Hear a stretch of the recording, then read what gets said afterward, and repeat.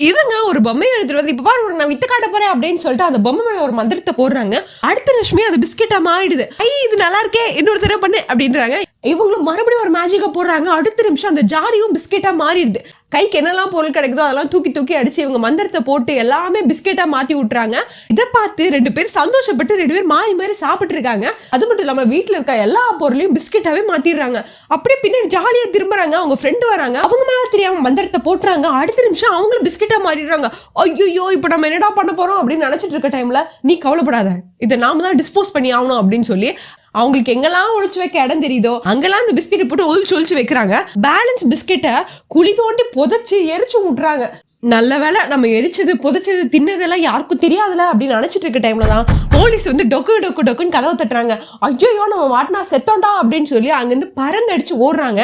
இதுக்கப்புறம் என்ன நடக்குது அப்படின்னு சொல்லி பாட்டுல பார்ப்போம். மேல் நெக்ஸ்ட் வீடியோல சந்திப்போம். டாடா பாய்.